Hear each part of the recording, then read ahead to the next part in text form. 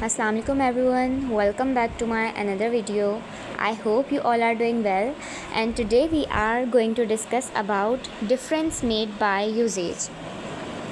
So here you can also see the definition on this slide, and if we convey this definition in more easy words, so it means like it only wants to explain that same noun can be countable and uncountable, alright, but it depends on how it is used in a sentence. Like जो आपका noun है वो countable भी हो सकता है and uncountable भी हो सकता है, बट क्या है कि वो डिपेंड करता है कि आप उसे सेंटेंस में किस तरीके से यूज़ कर रहे हैं, ठीक है ना।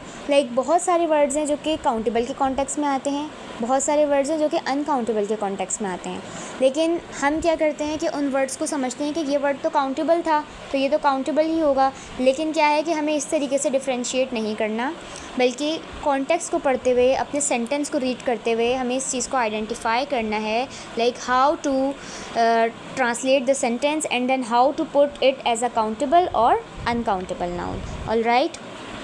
ये लेबलिंग हमें जो है वो सेंटेंस को पढ़ने के बाद करनी होती है। Here you can also see some sentences below. The first one is the sun is the source of all lights on earth, ठीक है। And if we translate it in Urdu it means सूरज ज़मीन पर मौजूद तमाम रोशनी का ज़रिया है, ठीक है। It's very simple. तो यहाँ पर जब आप इस सेंटेंस को रीड करते हैं, what did you get from it, like here they are talking about the light that you can not count, like सूरज ज़मीन पर मौजूद तमाम रोशनी का ज़रिया है। यहाँ पर आप लाइट को इजीली काउंट नहीं कर सकते, ठीक है। आपको सेंटेंस पढ़ के ही आइडिया हो चुका है कि आप यहाँ पर लाइट्स को काउंट नहीं कर सकते। So this is uncountable.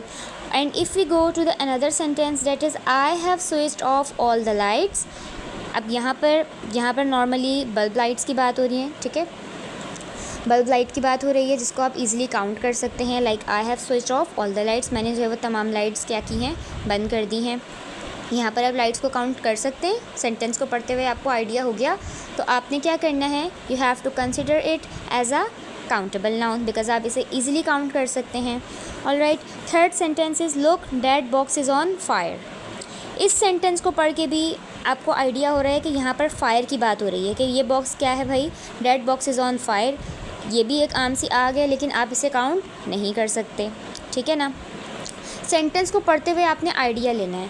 अब इसी के opposite if you go to another sentence and read it, like before going back to your tents put out all the fires. अब यहाँ पर देखें कि अपने खैमों में जाने से पहले सारी आग जो है वो बुझा दें, put out all the Fyers.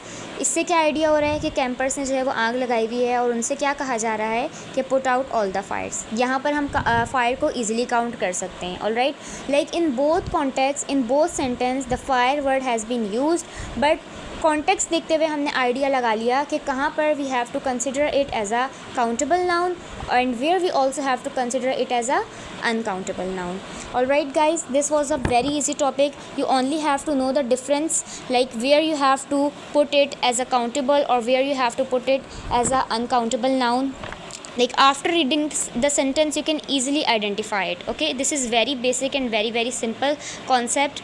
So I hope guys you understand the concept, and if you really find this video helpful, so make sure to press the bell icon or you will never miss our next English classes. And thank you very much for watching. Take care and Allah Hafiz.